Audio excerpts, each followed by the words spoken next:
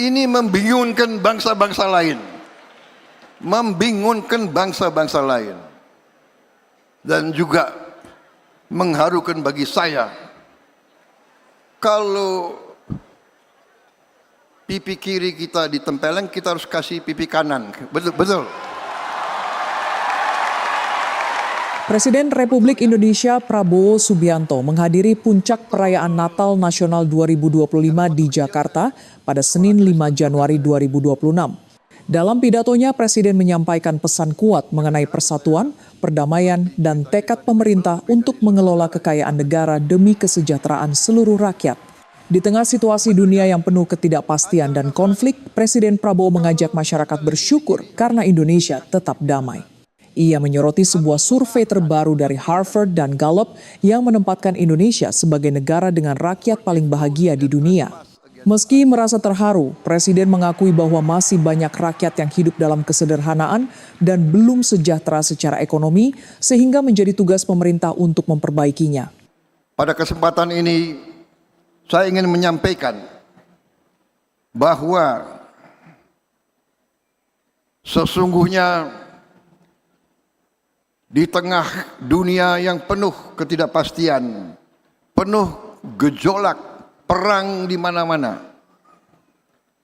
kita harusnya bersyukur bahwa bangsa kita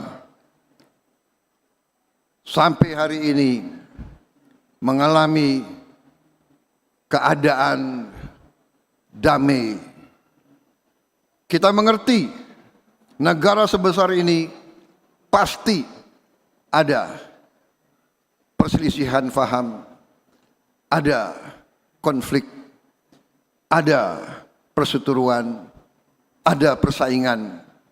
Tetapi secara umum bangsa-bangsa lain mulai melihat bangsa Indonesia bahwa bangsa sebesar ini dapat hidup dengan harmoni, dengan saling menghormati dan saling mencintai.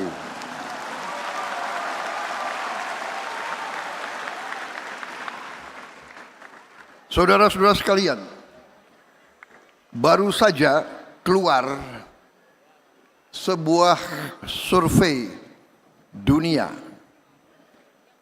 yang dilakukan bersama oleh Harvard University dan Gallup Poll, di mana dari hampir 200 negara yang rakyatnya setelah ditanya menjawab bahwa rakyat tersebut mengalami bahagia. Negara yang paling nomor satu di dunia sekarang, rakyatnya mengatakan dia bahagia, adalah bangsa Indonesia.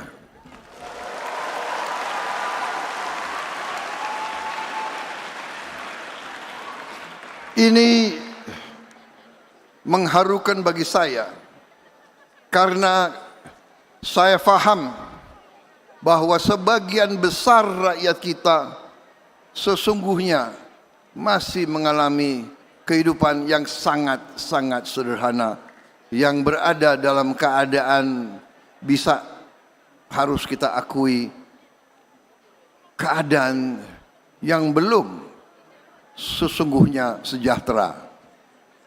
Tetapi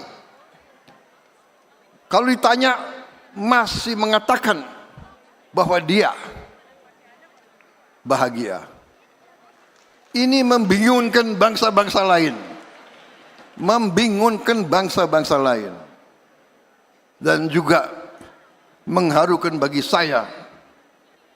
Karena itu, dalam momen Natal ini, Presiden Prabowo juga merefleksikan perjalanan politiknya. Ia menceritakan pengalamannya bergabung dengan pemerintahan Presiden Joko Widodo selama 5 tahun yang ia sebut sebagai masa magang dan pembelajaran. Prabowo menekankan pentingnya rekonsiliasi dan menyingkirkan ego pribadi demi kepentingan bangsa. Selanjutnya, Presiden Prabowo secara khusus mengutip ajaran Kristiani mengenai kasih dan pengampunan. Ajaran yang paling pokok adalah jika pipi kiri ditempeleng, berikan pipi kanan. Kita harus memaafkan. Forgive those who trespass against us, tegasnya. Ia menekankan bahwa dalam politik maupun kompetisi, kekecewaan dan kekalahan tidak boleh melahirkan dendam atau kebencian. Saya bersyukur saya mendapat kesempatan. Saya diajak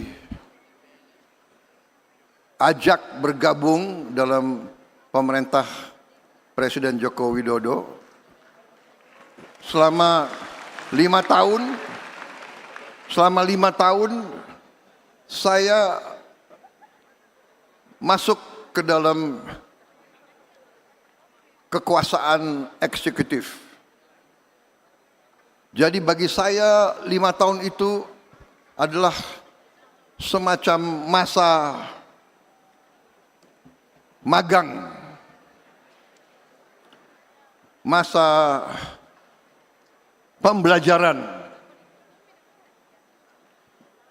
Begitu saya hadir pertemuan kabinet yang pertama, saya lihat kelilingnya itu, dan memang saya sudah tentunya hadir pelantikan. Saya mengatakan kepada beberapa rekan-rekan, saya bilang, waktu itu kan 2019 saya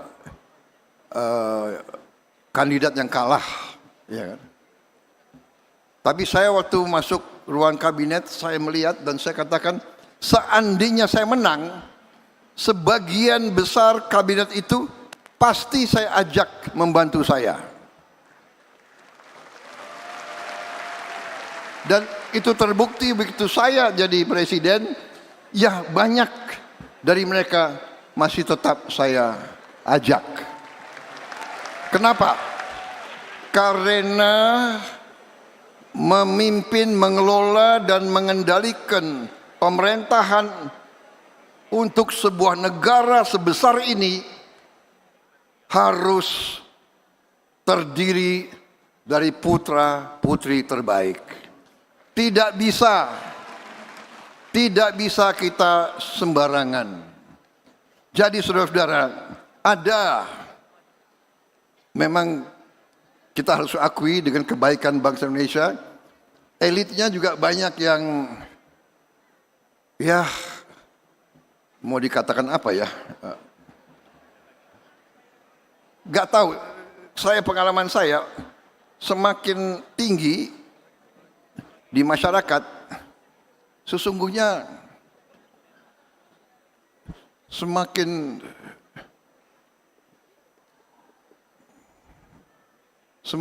apa ya, semakin kurang ikhlas begitu. Yang di bawah rakyat kita luar biasa. Luar biasa. Rakyat kita di bawah, tapi semakin ke atas, jadi ada budaya suka nyinyir, suka ngejek.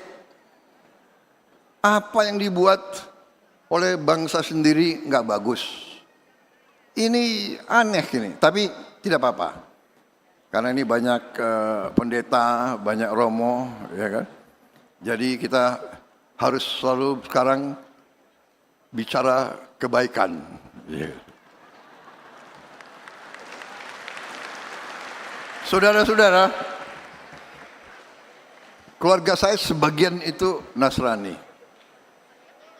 Tapi kadang-kadang kalau ajaran Nasrani yang paling pokok ya, Monsinyur kalau tidak salah ya, pendeta, yang paling pokok adalah kalau pipi kiri kita ditempeleng, kita harus kasih pipi kanan. Betul, betul. Betul ya? Betul. Karena waktu kecil saya sekolah Kristen juga saya itu. Jangan-jangan saya ngerti cerita-cerita di Bible lebih dari saudara-saudara itu. Jangan-jangan. Bener kan? Ajaran Nasrani. Kalau ditempel yang pipi kiri harus kasih pipi kanan. harus memaafkan, kan begitu kan? Forgive those that trespass against us. Benar nggak?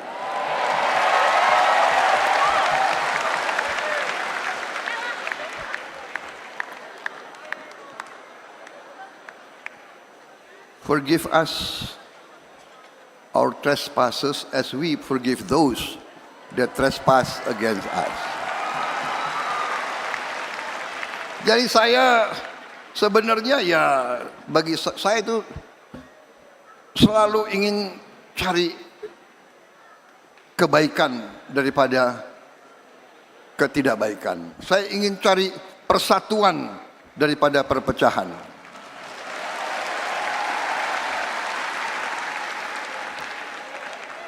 Kalau masuk ke dalam kancah politik, pasti persaingan sangat keras, ketat, dan tidak ada masalah. Masuk lapangan bola pun persaingan sangat keras. Mana ada orang yang mau kalah.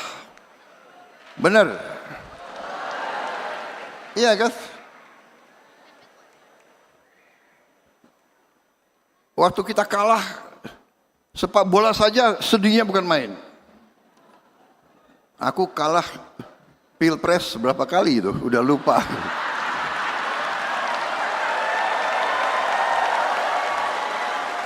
Tapi tidak ada masalah. Tidak boleh kita sakit hati. Tidak boleh dendam.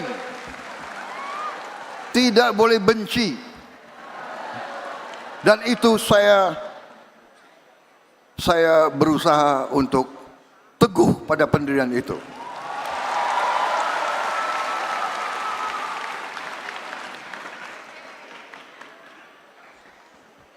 Waktu